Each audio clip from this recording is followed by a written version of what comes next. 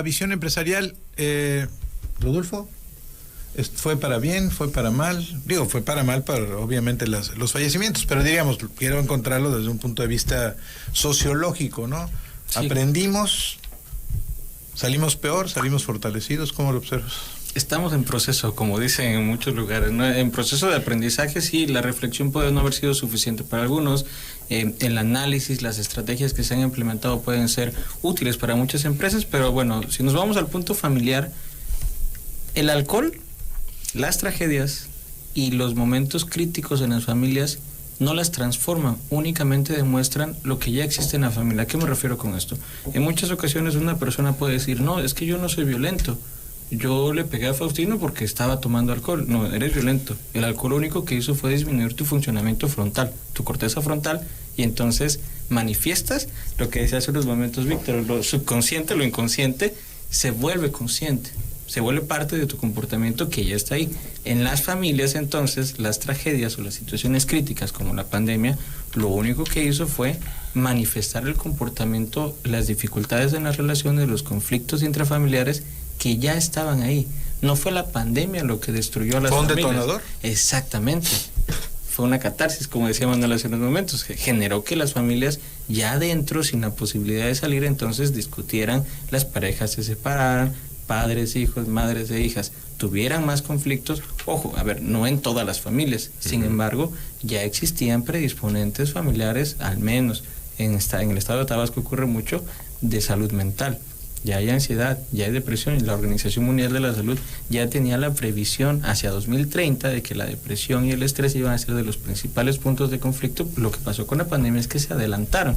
Ahora, algunas familias pudieron salir victoriosas frente a esto, pero a través de la integración, de retomar muchos puntos como la convivencia sana, que ya no se tenía. ¿Qué ocurría mucho? Estábamos pegados, bueno, estamos todavía pegados a los teléfonos cuando estamos en reuniones familiares, pero con la llegada de la pandemia, al tener pérdidas, muchos de ellos sí cayeron en ese punto de reflexión, como lo llama Viktor Frankl, la búsqueda del sentido, el hombre en busca de sentido. Entonces, muchas familias sí pudieron encontrar ese punto de unión, pero otras se perdieron.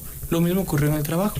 Hay personas, emprendedores, que vieron perder todos sus sueños, sus ideas y su dinero como producto de la pandemia, pero hay otros que plantean sus historias y dicen, es que yo cambié mi giro de negocio y me ha ido muy bien, agradezco a la pandemia. Ahora, en el plano personal, sí que tenemos que tener cuidado porque se lastimó al ser humano en el punto biopsicosocial.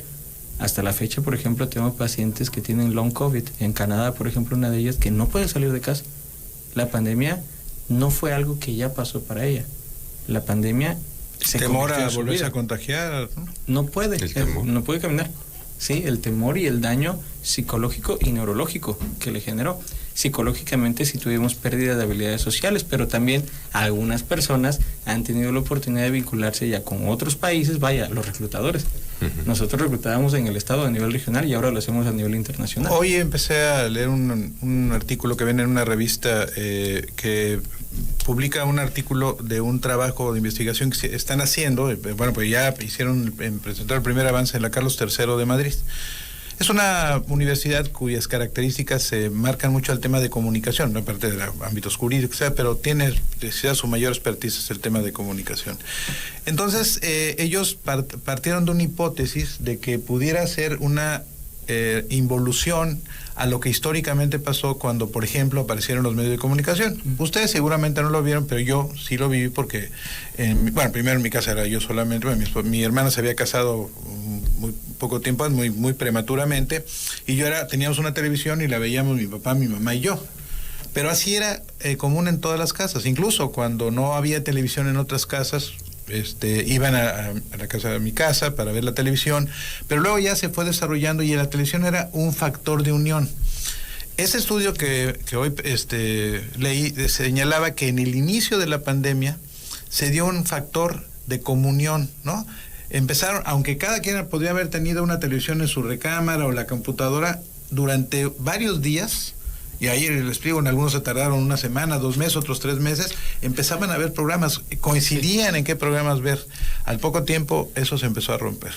O sea, la disfunción que tú comentas de la familia hizo que cada quien, ya sabes que yo me voy acá, oye, ¿qué vamos a hacer? No, ¿sabes qué? Es que tengo que ver porque voy a hacer no sé qué, la tarea que me mandaron. O sea, ¿por qué eso? ¿Por qué no podemos volver a la fase original en ese contexto? Y la pandemia nos da una oportunidad y resulta que parece que no. Que no.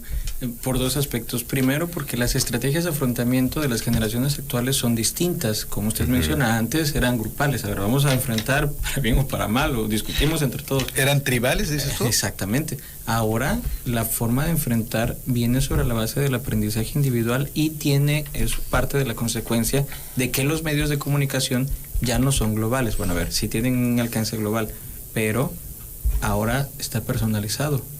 Mi teléfono o mi navegador inteligente está programado para mostrarme lo que me interesa a mí, la publicidad que me interesa a mí, ya no a nivel familiar.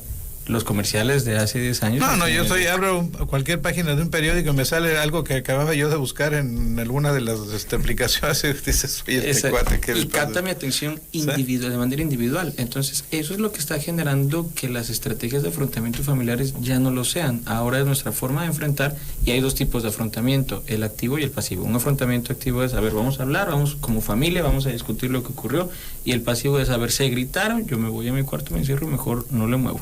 Que se queden hablando de la pandemia en aquel momento. En este punto ahora lo cuidadoso, lo de riesgo, mejor dicho, es que las familias ya no están enfocadas en recuperar este punto de comunión. Lo que buscan, en resumen, es sentirse en paz, y la paz no siempre viene en familia para muchas personas. Vamos a hacer una pausa. Víctor, había reglas del juego en el terreno laboral, que es tu expertise específico, o sea, pasamos de un tema corporativista en donde los sindicatos eran los que decían y manejaban todas las estructuras. Hoy, por cierto, leí un artículo muy interesante, precisamente publicado en La Jornada, de lo que pasó en Notimex, ¿no? Sí, algo muy, ¿no? De cómo los sindicatos tenían, de pronto los sindicatos, no sé cuál fue su componente en el contexto de la pandemia, cuando pues los sindicalizados que manejaban pues ya no estaban, ¿no? La otra, el patrón, ¿no? En este concepto, ¿no? Derivado de la fase capitalista de producción, pues ya no tenía los elementos, ¿no? Para garantizar que su empleado cumpliera fundamentalmente con sus tareas. Llegamos a ese tema del teletrabajo, se ha tenido que regular, se ha tenido que legalizar ciertas actividades. También los trabajadores han dicho, bueno, yo voy a trabajar en mi casa, pero tú tienes que darme ciertos componentes, ¿no? Porque yo estoy usando mi computadora, aunque la computadora tú me la des, pero estoy pagando la luz, etcétera. ¿Cómo este contexto de la pandemia revolucionó, en ese que digo que vivimos una revolución sanitaria, pero una revolución, cómo transformó el contexto del ámbito laboral? Y la pregunta es, que también Rodolfo nos va a decir, ¿para bien o para mal? Regresamos en un momento, son 6:32, y regresamos en un momento a Visión Empresarial. Visión Empresarial.